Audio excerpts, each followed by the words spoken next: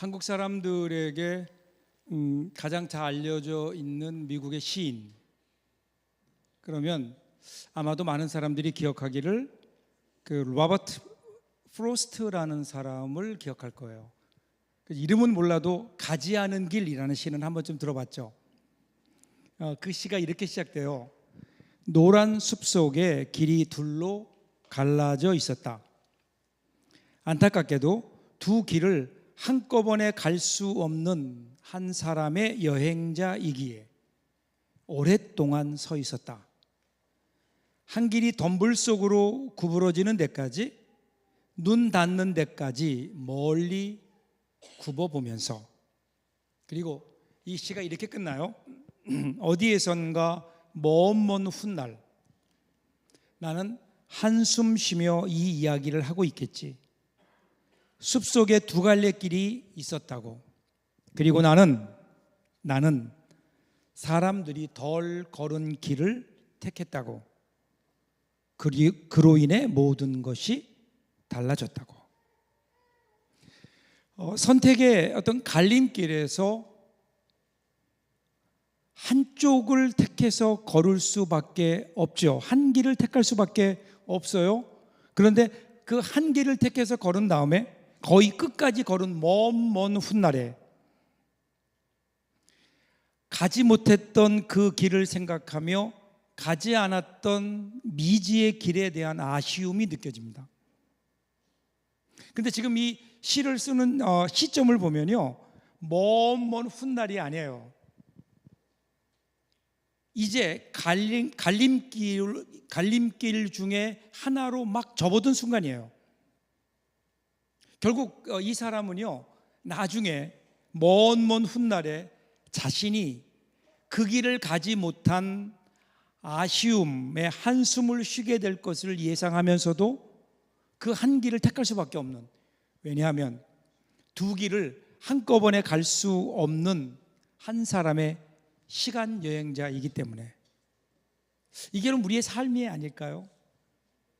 산다는 것은 저마다의 길을 가는 거고요, 저마다의 길은 결국은 우리의 선택으로 이루어지게 됩니다. 올 한 해 우리가 시작했죠. 올 한 해가 어떻게 될 것인가, 그것은 우리가 어떤 길을 갈 것인가, 그 길을 선택하는 것으로 사실은 우리의 미래는 결정되는 거죠. 어떤 선택을 해야 될까? 오늘 이러한 질문을 마음속에 가지고요, 오늘 말씀을 함께 들으면서 읽으면서 이 질문에 대한 여러분들에게 주시는 하나님의 답을 찾을 수 있는, 들을 수 있는 오늘 이 귀한 시간 될 수 있기를 주님의 이름으로 축복합니다. 자, 오늘 읽은 말씀이 이제 여호수아 17장이에요. 그동안 여호수아가 이스라엘 백성들과 함께 가나안에 들어와서 가나안을 어느 정도 정복했어요. 정복이 이제 일단락 됐어요. 다 정복한 건 아니에요. 아직 정복하지 못한 곳도 많이 있지만, 그런데 어느 정도 정리가 된 다음에 그 다음에 뭐예요? 땅을 분배해요. 땅을 지금 분배하는 과정이 나와요. 14절 볼까요? 요셉 자손이 여호수아에게 말하여 이르되 여호와께서 지금까지 내게 복을 주심으로 내가 큰 민족이 되었거늘 당신이 나의 기업을 위하여 한 제비 한 분깃으로만 내게 주심은 어찌함이니까 하니, 이렇게 나와요. 이게 무슨 말인가 하면 지금 요셉 지파가 여호수아에게 지금 나와서 더 큰 땅을 요구하고 있는 거예요. 땅을 분배를 받았는데 그 땅이 성에 차지 않은 거예요. 그런데 땅을 더 달라고 하는 이유가 있어요. 그 이유는 뭐냐면 내가 큰 민족이 되었기 때문입니다. 그거예요. 그러니까 요셉 지파가 다른 지파에 비해서 더 사람이 많다, 큰 지파가 되었기 때문에 우리가 사람이 많으니까, 그러니까 더 많은 땅을 달라, 지금 이렇게 요청하는 거예요. 언뜻 들으면 일리가 있어 보이죠? 왜냐하면 사람이 많으니까, 더 많은 인구가 있으니까 더 많은 땅이 필요하겠죠. 그런데 좀 더 우리가 그 안을 살펴보면 사실과 다릅니다. 여러분, 원래 이스라엘의 12지파는 야곱의 12 아들들로부터 기원을 갖고 있죠. 열두 아들들이 12지파의 기원이 되는 거예요. 그런데 창세기 48장 5절에 보면 야곱이 이제 그가 죽기 전에 요셉의 두 아들, 즉 에브라임 그리고 므낫세, 이 두 요셉의 아들을 양자로 삼아요. 그러면서 그 둘이 한꺼번에 12지파에 속하게 되는 거예요. 그러니까 원래는 요셉 한 지파야 되는데 이미 두 지파가 된 거예요. 두 지파가 되었기 때문에 지금 땅을 분배하는 과정에서도 므낫세와 에브라임은 따로따로 한 분기씩 받은 거예요. 그러니까 원래는 요셉 지파는 원래 한 분깃만 가져야 되는데 두 개의 분깃을 이미 받았어요. 거기다가 여러분 기억하실지 모르겠는데 제가 한 2주 전인가 제가 설교했었죠. 요단 동편에서 므낫세 반지파가 또 자기들만의 분깃을 받았어요. 땅을 받았어요. 그러니까 엄밀하게 얘기하면 지금 요셉 지파는요 한 분깃이라고 얘기하지만 사실은 세 분깃을 받은 거예요. 세 지파의 몫을 받은 거예요. 이미 충분히 받았다고요. 그런데 더 많은 것을 요구하고 있는 거예요. 더 많은 것을 요구해요. 더군다나 지금 여러분 요셉 지파가 이 이야기를 하면서 뭐라고 고백하죠? 자기들이 이렇게 큰 민족이 될 수 있었던 것은 여호와께서 지금까지 우리에게 복을 주셨기 때문이다. 그렇게 고백하고 있어요.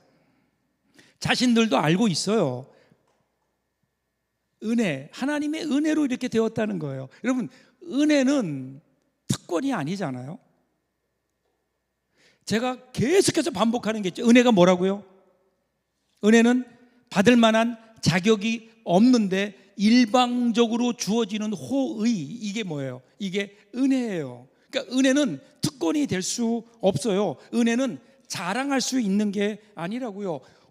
은혜를 받았다라는 것을 아는 사람은 어떻게 해야 될까요? 하나님, 왜 나에게 이런 은혜를 주십니까? 나는 받을 만한 자격이 없는데 하나님 나에게 왜 이런 은혜를 주십니까? 하나님, 나는 그러면 이 은혜 앞에 무엇을 해야 되겠습니까? 이것이 은혜 받은 사람의 고백이에요. 은혜는 자랑이 아니거든요. 그런데 지금 그 은혜를 받았으면서도 그 은혜에 대한 감격과 그 은혜를 가지고 내가 하나님 앞에서 어떻게 살아야 되겠느냐라고 하는 그러한 응답이 아니라 하나님의 은혜가 부족하다는 거예요. 하나님이 주신 것 부족하니 더 달라고 지금 얘기하고 있는 거예요. 여러분, 혹시 오늘 이 모습에서 우리의 모습이 보여지는 건 아닐까요? 우리가 그럼 기도하잖아요. 그럼 여러분의 기도 제목을 가만히 보세요. 여러분이 기도하는 기도 제목이 주로 어떤 거죠?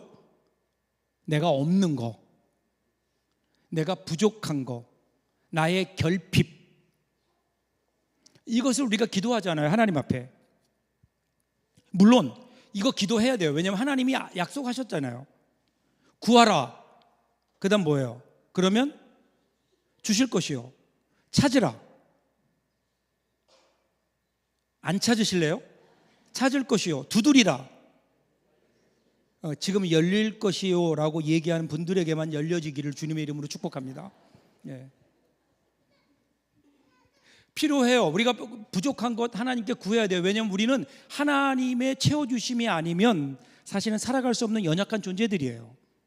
구해야 돼요. 그런데 만약에 우리의 기도가 여기에서 끝난다면 날마다 없는 것만 하나님, 나에게 이게 없는데 이것 주세요. 나에게 이게 결핍한데 하나님 이거 채워주세요. 이것이 우리의 기도의 전부가 되어버린다면 어떻게 될까요? 우리의 기도가 한 단계 더 성숙하려면 그러면 어떻게 해야 돼요? 없는 것도 위해서 기도해야 되지만 가진 것 가지고 기도할 줄 알아야 돼요. 하나님이 나에게 주신 것 가지고 기도할 줄 알아야 되잖아요. 하나님이 나에게 주신 것, 하나님이 나에게 주신 은혜, 하나님이 나에게 주신 복, 이미 나에게 주신 것, 그것 가지고 하나님 내가 무엇을 해야 되겠습니까? 하나님 앞에 우리가 좀 물어야 되는 거예요. 이것이 우리의 기도의 제목이 되어야 되죠. 만약에 우리의 기도가, 우리의 삶이 날마다 나에게 없는 것만 달라고 구하는 삶이라면, 여러분, 우리는요 달란트 비유에서 한 달란트 받은 사람과 뭐가 다를까요? 한 달란트 받은 사람이 뭐 했죠? 아무것도 안 했어요. 한 달란트 받았다고요. 그러면 한 달란트 가지고 무언가 일을 했어야 되는데 아무것도 안 하고 묻어 놓았다고요. 아무것도 안 했어요. 오늘 우리의 삶이 하나님이 나에게 주신 것, 이미 나에게 베풀어 주신 은혜, 그것 가지고 내가 하나님 어떻게 내 인생을 살아가야 될까요? 내가 어떻게 하나님의 영광을 위해서 이것을 사용해야 될까요? 이것을 묻지 않은 채 날마다 없는 것만 찾는다면, 그럼 여러분, 나중에 우리가 하나님 앞에 갔을 때 하나님 뭐라고 말씀하실까요? 지금 요셉 지파가 많은 걸 받았다고요? 그러면 무엇을 해야 될지 하나님 앞에 자신들이 주신 은혜에 대해서 감격함으로 하나님 앞에 나와서 하나님의 일을 위해서 무엇을 해야 될까요? 물어야 되는 이 사람들이 더 달라고 지금 하고 있는 거예요. 자, 그러니까 이러한 요셉 지파에 대해서 여호수아의 반응을 보세요. 15절이에요. 15절 같이 한번 읽습니다. 15절 같이 읽어요. 여호수아가 그들에게 이르되 내가 내 민족이 되므로 브리스 족속과 르바임 족속의 땅 삼림에 올라가서 스스로 개척하라 하니라. 여호수아가 뭐라고 얘기해요? 맞다, 네가 큰 민족이 되었다. 하나님께서 복을 주셔서 큰 민족이 되었으니 어느 정도냐면 지금 너에게 준 에브라임 산지가 좁을 정도다. 이 의견에 동의해요. 그런데 결론은 달라요. 결론은 뭐예요? 땅이 좁으니 더 넓은 땅을 주십시오라고 그렇게 요청하는 요셉 지파에게 여호수아는 땅이 좁으니 스스로 개척해라 이렇게 얘기해요. 너의 영토를 스스로 개척해라, 넓혀라 이렇게 얘기하는 거예요. 이 개척이라는 말은 새로운 길을 만드는 거예요. 새로운 길을 내는 거예요. 여러분, 이미 유다 지파가 그랬거든요. 유다 지파가 자기에게 주어진 땅을 받았는데 그 땅이 넓지 않아요. 그러니까 갈렙이라는 사람이 나서서 어떻게 하죠? 헤브론 산지, 그 산지를 내게 주소서. 그래서 그 산지를 가서 그가 취하잖아요. 싸워서 이기잖아요. 그리고 어떻게 해요? 영토를 넓히는 거예요. 개척하는 거예요. 새로운 일에 도전하라는 거예요. 이것이 여러분 하나님의 방법이에요. 하나님은 우리에게 항상 새로운 일에 도전하기를 원하세요. 스위스의 유명한 크리스찬 의사 그리고 크리스찬 상담가 중에 폴 투르니에라는 유명한 상담가가 있어요. 이분이 책을 뭘 썼냐면요, 모험으로 사는 인생이라는 유명한 책을 썼는데, 여기에서 하나님을 어떻게 설명하는가 하면요, 하나님이 모험하시는 하나님 그렇게 설명해요. 모험하시는 하나님. 그러면서 하나님을 이렇게 묘사해요. 하나님이 만물을 창조하실 때, 특별히 만물의 영장인 사람을 창조하실 때는 하나님이 빚으시고 거기에 하나님의 생기를 불어 넣으셨다. 그죠? 그리고 인간에게는 다른 피조물과는 다르게 자유의지를 주셨다. 이게 하나님 모험이라는 거예요. 자유의지를 주셨기 때문에 인간이 어떻게 된 거예요? 그러니까 인간이 타락할 가능성이 있는 거예요. 그럼에도 불구하고 하나님은 인간에게 자유의지를 주셨다. 하나님은 모험을 하시는 하나님이다. 이렇게 이야기해요. 그뿐인가요? 그로 말미암아 인간이 죄를 짓고 타락하게 되죠. 그 이후에 인간은 죄 속에 살아가잖아요. 죄 속에 살고 있는 인간을 구원하시기 위해서 하나님께 택하신 방법이 뭐예요? 예수 그리스도를 이 땅에 보내셨어요. 십자가에 죽게 하셨어요. 그 십자가의 대속으로 말미암아 우리에게 구원의 길을 여셨어요.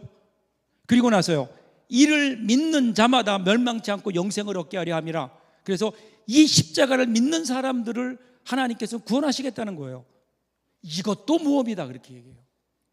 그러고 보니까 성경에 나타난 하나님의 모습을 보면 항상 우리에게 있는 어떤 일들이 아니라 새로운 일들에 도전하는 모험하시는 하나님이라는 말이 맞아요. 저도 거기에 동의해요.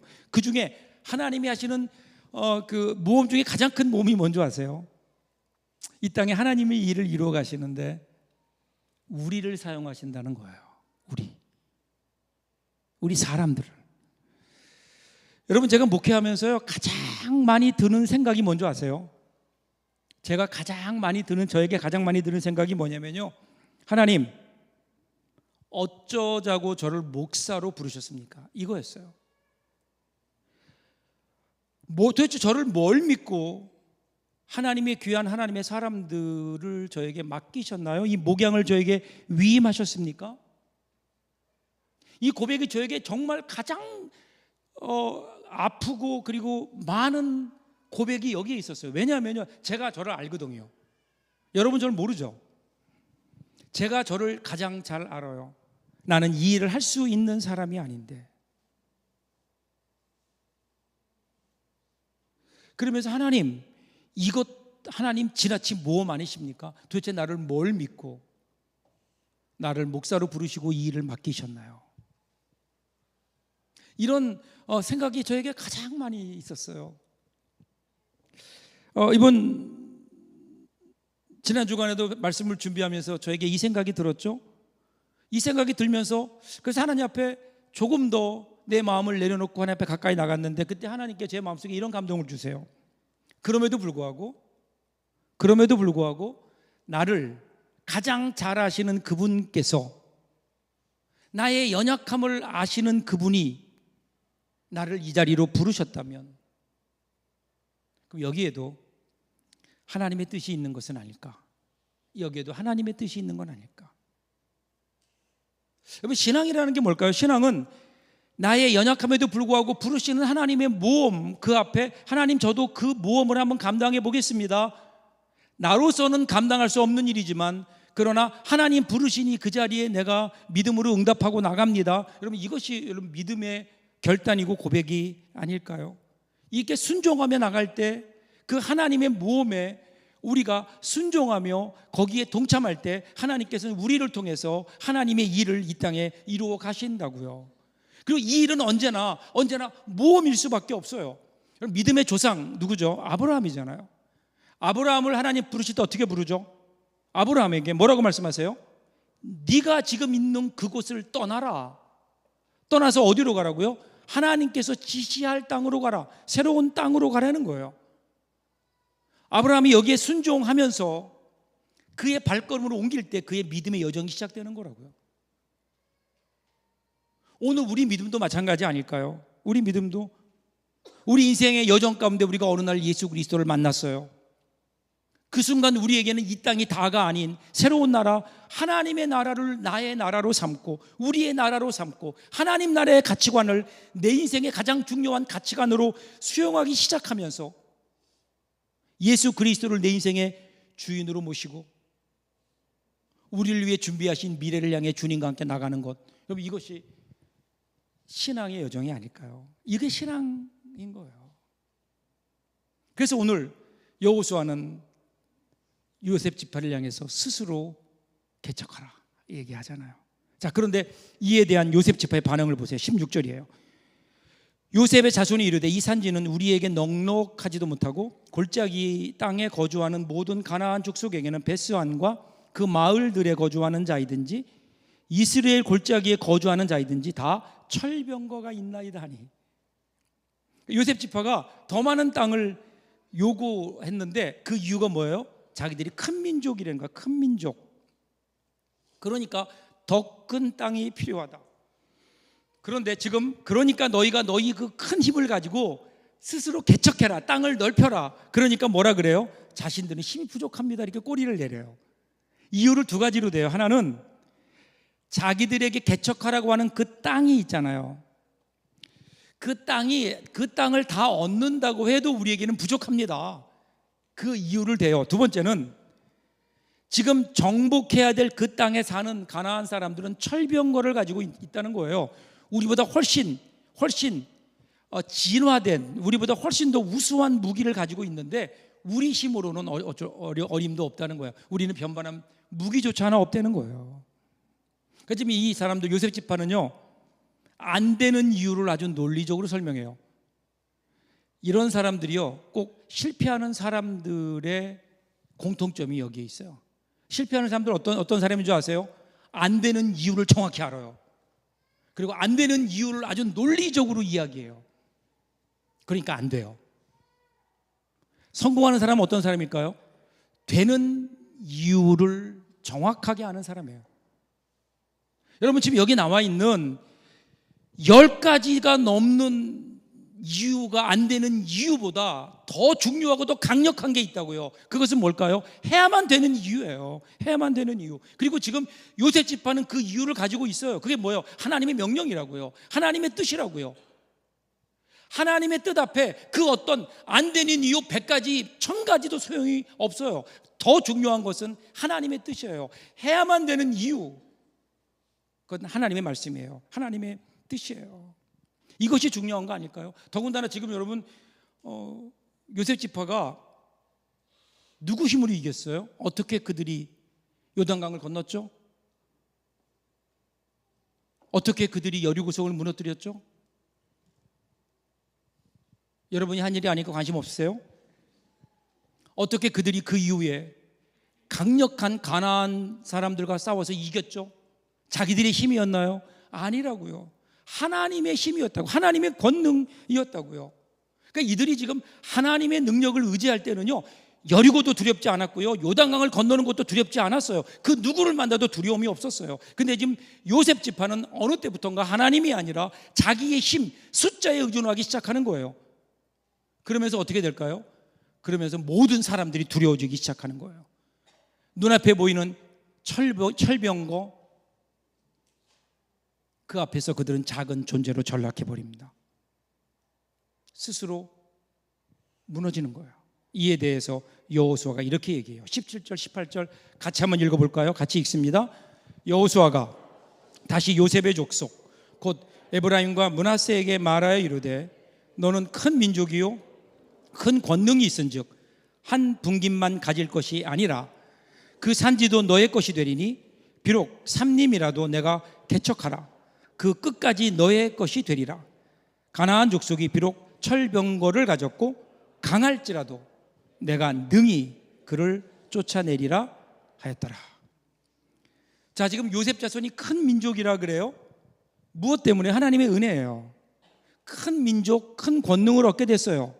그러니까 너희로 하여금 너희 민족을 크게 하신 하나님의 그 은혜가 있기에 너희는 나가기만 하면 가나안 족속이 비록 철병거를 가지고 있다고 해도 쫓아낼 수 있다는 거예요. 쫓아낸다는 거예요. 이 쫓아내라, 여기에 해당하는 히브리 단어를 보면요, 상속이라고 하는 의미가 있어요. 그러니까 여호와께서 그 땅을 이미 너희에게 기업으로 주셨다는 거예요. 이미 너희에게 주신 거라는 거예요. 이것을 기억해라. 요셉 지파가 이렇게 강대하게 된 이유가 어디 있어요? 하나님의 능력이에요. 하나님의 복이에요. 그러니까 중요한 것은 자신들이 큰 민족임을 알고 큰 권능을 가졌다는 것이 하나님의 은혜인 줄 알고, 그렇기 때문에 그 다음에는 그거 가지고 하나님의 영광을 위해, 하나님 나라를 위해 일해야 된다고 하는 거예요. 지금 여호수아가 요셉 지파를 향해 그렇게 명령하고 있는 거예요. 너에게 있는 것 가지고, 하나님이 주신 은혜 가지고 새로운 일들에 도전해라. 이것이 여러분 사명 아닐까요? 미국에 한 소녀가 빈민가에서 10대 흑인 미혼모의 사생아로 태어나요. 어린 시절 성폭행을 수없이 당했고 14살에 임신해요. 그런데 그 아이가 일찍 조산되는 바람에 태어난 지 2주 만에 그 딸아이가 죽어요. 의지할 것 없는 이 10대 소녀, 결국 마약에 중독되게 되고요, 마약 중독자로 10대를 보내며 고된 삶을 살게 됩니다.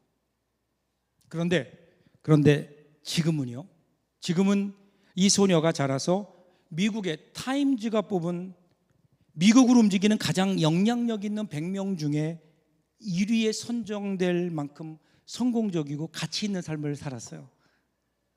오프라 윈프리라고 하는 여인이에요. 여러분 아시죠? 그분이 쓴 책이 있어요. 그분이 쓴 책이 뭐냐면 이것이 사명이다라는 자서전에서 그는 사명을 4가지로 이야기해요. 첫째, 남보다 더 가졌다는 것은 축복이 아니라 사명이다. 두 번째, 남보다 아파하는 것이 있다면 그것은 고통이 아니라 사명이다. 세 번째, 남보다 설레는 꿈이 있다면 그것은 망상이 아니라 사명이다. 마지막으로요, 남보다 부담되는 어떤 것이 있다면 그게 사명이다. 여기에 이 여인의 성공의 비결이 있죠. 가난과 아픔 속에 자랐지만 자신에게 닥친 모든 것을 인생의 사명으로 승화시켰어요. 자신의 지우고 싶은 과거도 지금의 부유함도 인생의 사명으로 여긴 거예요. 사랑하는 여러분, 오늘 만일에 우리가 다른 사람들보다 더 많은 복과 은혜를 내가 가지고 있다면 그러면 그만큼 우리는 해야 될 일이 많은 것 아닐까요? 자랑할 일이 아닌 거예요. 하나님께서 우리에게 은혜로 더 많은 것을 주셨다면 그러면 우리는 더 많은 것을 하나님을 위해서 일해야 되는 것 아닐까요? 내가 다른 사람보다 더 많은 재능을 가지고 있다면 그러면 그것을 하나님 나라를 위해 재능을 10분 발휘해서 하나님의 나라를 확장해 가야 되는, 하나님의 나라를 개척해야 되는 그 사명이 있는 거죠. 이것이 청지기의 원리고 그리스도인의 마땅한 태도 아닐까요? 우리 그리스도인들이 그렇지 않나요? 우리 그리스도인들은요, 세상 사람들이 가지지 못한 것을 가지고 있다고요. 구원이에요. 하나님 나라예요. 하나님의 은혜가 우리 가운데 있어요. 이 세상 사람들은 죽었다 깨어나도 가질 수 없는, 알 수 없는 그 하나님의 나라, 하나님이 주신 은혜를 우리 속에 가지고 있다고요. 하나님이 우리에게 주신 은혜예요. 그럼 우리는 어떻게 될까요? 이것을 보여줘야 돼요. D.L. 무디 목사님이 이런 얘기했죠. 세상 사람 100명 중에 1명은 성경을 읽지만 99명은 그리스도인을 읽는다. 세상 사람들 100명 중에 1명은 성경을 통해서 하나님을 보지만 99명은 그리스도인들을 보면서 하나님을 본다. 그런 거예요.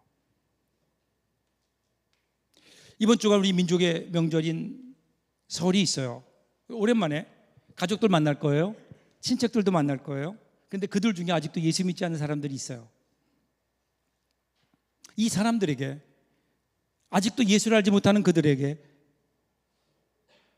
이 그리스도인의 모습을 보여주는 것, 이것이 오늘 이 땅에 하나님의 나라를 확장하는 우리가 해야 될 중요한 일이 아닐까요? 여러분, 너무 거창하게 생각하지 마세요. 조금만 양보하면 되지 않을까요? 조금만 더 양보하고 조금만 더 우리가 손해보면, 요만큼만. 부모님께 용돈 드릴 때도 남들보다 조금 더 드릴 수 있다면, 선물을 주고받을 때도 조금 먼저, 조금 나은 것, 함께 음식을 준비할 때도 조금 더 힘들지만 내가 그 일을 감당해 나가는, 조금만 더 우리들이 섬길 수 있다면 그것을 통해서 사람들은 우리를 통해 새로운 걸 보게 되지 않을까요? 사람들은요, 진리를 논리적으로 증명한다고 해서 마음의 문을 열고 믿는 게 아니에요.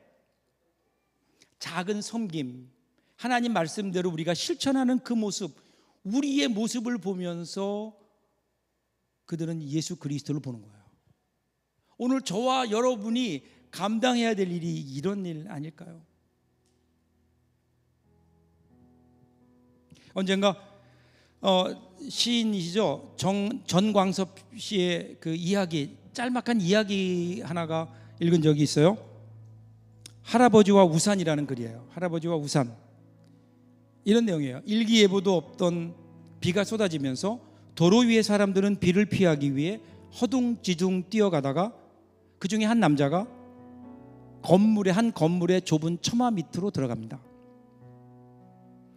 그곳에 들어가 보니까 그곳에는 이미 같은 처지의 한 청년이 거기서 비를 피하고 있었어요. 빗방울이 점점 굵어지면서 할아버지 한 분이 그 자리로 뛰어 들어왔고, 이어서 중년 아저씨 한 분이 들어왔어요. 그러니까 여러분 생각해 보세요. 좁은 처마 밑에, 밖에는 비가 내리고 거기서 비를 피하고 있는 사람들이 4명인데 꽉 찬 거예요.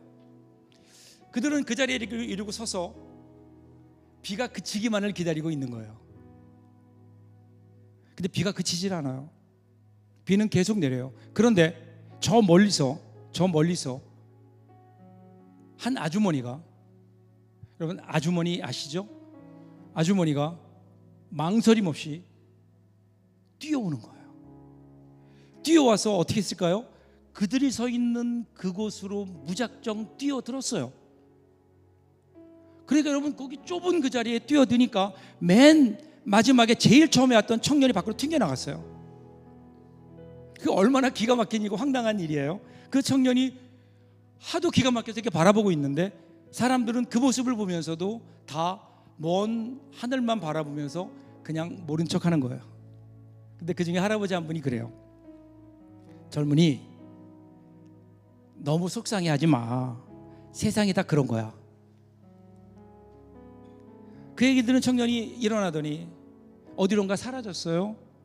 그래서 그걸로 끝난 줄 알았어요. 근데 5분 뒤에 이 청년이 비닐 우산 4개를 옆에 끼고 그리고 돌아온 거예요. 돌아와서 그 밑에서 비를 피하고 있던 사람들에게 우산을 하나씩 나눠줘요.